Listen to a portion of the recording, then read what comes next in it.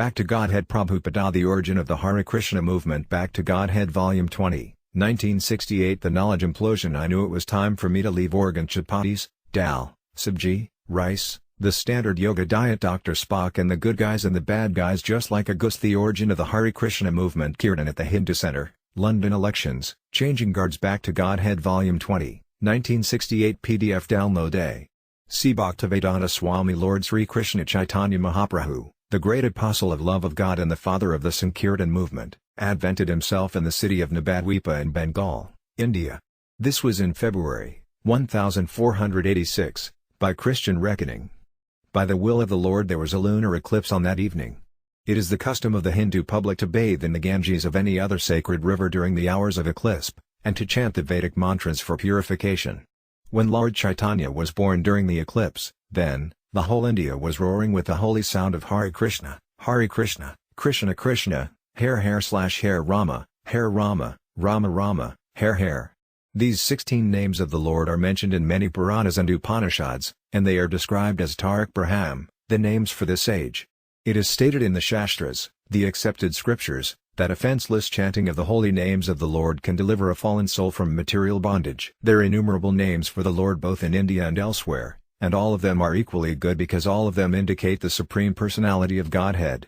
But because these 16 names are especially recommended for this age, called Kali Yuga, it is better for people to take the path of the great acharyas, the saintly teachers who attained success by practice of this system. This coincidence of the Lord's appearance and the lunar eclipse make it clear what the mission of the Lord was to be. That mission was to preach the importance of chanting the holy names of God in this age of Kali, or quarrel. The present age witnesses quarrel even over trifling things, and therefore the Shastras have recommended that a common platform can be found in the performance of Kirtan, also called Sankirtan, the congregational chanting of the holy names of the Lord. Accompanied by melodious music and dancing, people can hold meetings, kirtans, for glorifying the Lord in their respective languages. And if such performances are executed in an offenseless manner, it is sure and certain that such persons will gradually attain spiritual perfection without any of the effort of undergoing rigid methods of yoga or asceticism. During Sankirtan the learned and the fool, the rich and the poor, the Hindu and the Muslim, the Englishman and the Indian, the common man and the priest, all can give oral reception to the transcendental sound vibration of Hare Krishna, and thereby cleanse the dust from the mirror of the mind. In the Srimad Bhagavatam it is stated that, in this age of Kali, people who are endowed with sufficient brain substance will worship the Lord and his associates by performance of Sankirtan Yajna, sacrifice. So Lord Chaitanya and his inauguration of the Sankirtan movement were not concoctions, but present the fulfillment of what is stated in revealed scripture, just as the appearance of Lord Buddha, Shankaracharya and all such avatars are foretold in Vedic literature. And to confirm the Lord's mission, all the people of the world will accept the holy name of God as the common platform for the universal religion of mankind. The advent of the holy name thus took place along with the advent of Lord Sri Chaitanya Mahaprabhu. When the Lord was on the lap of his mother, the child would at once stop crying as soon as the ladies surrounding him chanted the holy name, clapping their hands. This peculiarity was observed by the neighbors of the Lord with awe and veneration. Sometimes the young ladies took pleasure in making him cry, so that they could stop him by chanting Hare Krishna, Hare Rama. From his very childhood, then, the Lord began to preach the importance of the holy name. At the age of 16 he becomes the greatest scholar in all India, known as Nimai Pandit. He was then married with great pomp, and began to preach the Hare Krishna movement as Nabadwipa. Some of the Brahmins there soon became envious and put many hindrances in his path, at length complaining to the Muslim magistrate about him. The Qazi, as the official was called, took these complaints seriously, and he at first warned the followers of Lord Chaitanya not to chant the name of Krishna loudly. But Lord Chaitanya asked his followers to disobey the orders of the Qazi, and they went on with their Sankirtan parties as usual. The Qazi then sent constables who broke some of the mridangas, drums, while Sankirtan was taking place. When Lord Chaitanya heard of this, he organized a civil disobedience movement at Nabadwipa. He was the pioneer of civil disobedience in India, and for the right cause. He organized a procession of 100,000 men, with thousands of mridangas and kartals, hand cymbals, and the procession passed over the roads of Nabadwipa without any fear of the Qazi. At length the party reached the house of the Qazi, who fled upstairs in fear of the masses. The men assembled there showed hot tempers, but the Lord asked them to be peaceful. At this the Qazi came down, and a very nice discussion was held, concerning the Quran and the Hindu Shastras. The Qazi questioned the Lord about cow sacrifice, which is prescribed in the Vedas, and the Lord replied that the method mentioned in the Vedas is not cow killing. In that sacrifice an old bull or cow is killed to give it freya, younger life by the power of the Vedic mantras. In the Kali Yuga, however, such cow sacrifice is forbidden on account of the absence of learned Brahmins who can conduct the ceremony. In the Kali Yuga all sacrifices are forbidden because they are useless attempts when undertaken by the unlearned. In the Kali Yuga only the Sankirtan form of sacrifice is recommended for all practical purposes. The Qazi was convinced by the authority of Lord Chaitanya, and at once became a follower of the Lord. He declared that, thenceforward, nobody might hindrances in the way of the Hare Krishna movement. Following this incident, the Lord began to preach and propagate Sankirtan more vigorously than ever. In the course of his preaching work, he used to send out all his followers every day, including Srila Nityananda Prabhu and Thakur Haridas, two chief figures of his party. They would go from door to door and preach the cult of Srimad Bhagavatam, the science of love of Krishna. One day, as they were out on the road, these two Kamapantu brothers named Jagai and Madhai, born the sons of a respectable Brahmin, the brothers has fallen to the most despicable position through low association. They were debauchees of the first order, meat-eaters, woman-hunters, and dacoits. At once, upon learning of these two, Thakur Harida and Nityananda Prabhu decided that, if they could be delivered by the holy name, Lord Chaitanya would be all the more glorified. With this in mind they at once approached the two brothers, requesting them to chant the holy name of Krishna. The drunk brothers became enraged at this, however, and attacked Nityananda Prabhu. Both Nityananda Prabhu and Haridas Thakur hurriedly left the place, with the drunkards chasing them for a considerable distance.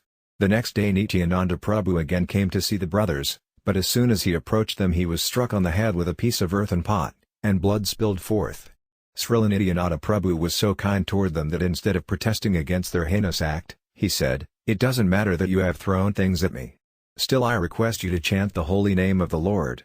One of the brothers was astonished at this behavior of Nityananda Prabhu, and he at once fell down at his feet, asking pardon for his sinful brother. The other was again attempting to hurt him, but Jagai checked him and implored him to also fall down at the feet of Nityananda Prabhu. Meanwhile the Lord, having heard of his devotee's injury, at once rushed to the spot determined to kill the pair, but Nityananda Prabhu reminded him of his mission, namely, to deliver the hopelessly fallen souls of the Kali Yuga. The brothers Jagai and Madhai were, after all, typical examples of the present-day population.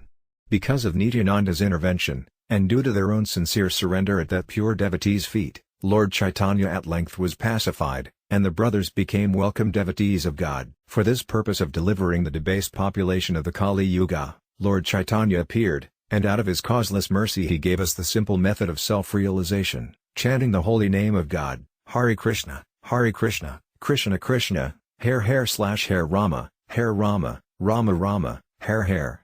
And, he said, there is no other way in this era. When the Lord was once asked by the great Mayavadi sannyasi, Prakashananda Saraswati, what was the reason for his diversion to the Sankirtan movement, instead of studying the Vedanta Sutras as is the duty of a sannyasi, the Lord replied very humbly as follows, "The reason for my diversion to the Sankirtan movement from the study of Vedanta is that I am a great fool. And, because I am a great fool, my spiritual master forbade me to play with Vedanta philosophy. He said it would be better for me to chant the holy name of the Lord, and that would deliver me from material bondage. In this age there is no religion other than glorifying the Lord by the utterance of His holy name, and that is the injunction of all the revealed scriptures. So on the order of my spiritual master I chant the holy name of Krishna, and I am now mad after this holy name. Whenever I utter it, I forget myself completely, sometimes I laugh, sometimes I cry, and sometimes I dance like a madman. I thought within myself that I may have actually gone mad by this process of chanting the holy name, and therefore I inquired from my spiritual master about it. I told him, I have become mad by chanting the holy name. What does this mean? Please let me know. My spiritual master then informed me that it is the real effect of chanting the holy name that it produces transcendental emotion, which is a rare manifestation. This transcendental emotion is the sign of love of God, which is the ultimate end of life. The love of God is transcendental even to liberation, mukti, and as such it is called the fifth stage of spiritual realization, standing above the stage of liberation. The actual result of chanting the holy name of Krishna is to attain the stage of love of God, and it was good that I was favored with such a blessing. Although Lord Chaitanya is Krishna himself, for our example he has presented himself as a great fool. God is full in six opulence, including all knowledge, and therefore he is never a fool. We can, however, Follow the merciful example of Lord Chaitanya and take up this chanting with all determination, and we will in that way reach the ultimate perfection of life, which is love of God. Everything is there. We need only accept what is coming down to us in the line of disciplic succession from Krishna and from Lord Chaitanya. When the Lord was traveling through the jungles of Jhalakanda, Madhya Bharat, on his way to Vrindavan, all the wild animals also joined with his Sankirtan movement. The wild tigers, the elephants, bears, and deers all accompanied the Lord, and the Lord attracted them into his Sankirtan movement. By this he proved that, by propagation of the Hare Krishna movement, even the wild beasts can live together in peace and friendship, what to speak then of men, who are supposed to civilized.